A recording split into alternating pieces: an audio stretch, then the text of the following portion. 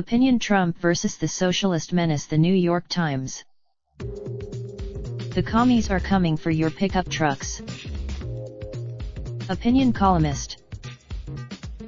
In 1961, America faced what conservatives considered a mortal threat: calls for a national health insurance program covering senior citizens.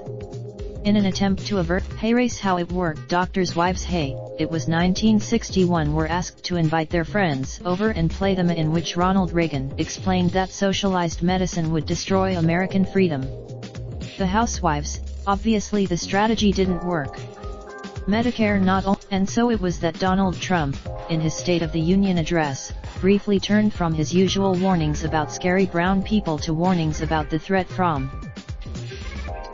What do Trump's people, or conservatives in general, mean by socialism?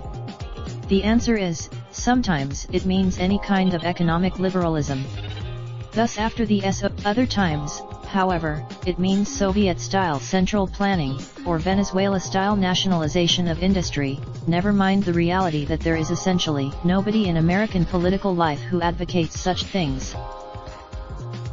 The trick is the right word, involves shuttling between these utterly different meanings, and hoping that people don't notice. You say you want, so let's talk about what's really on the table.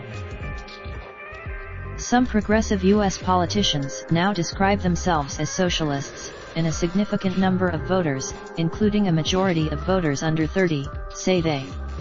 But neither what Americans who support socialism actually want is what the rest of the world calls social democracy, a market economy, but with extreme hardship limited by a strong social safety net and extreme inequality limited by progressive taxation.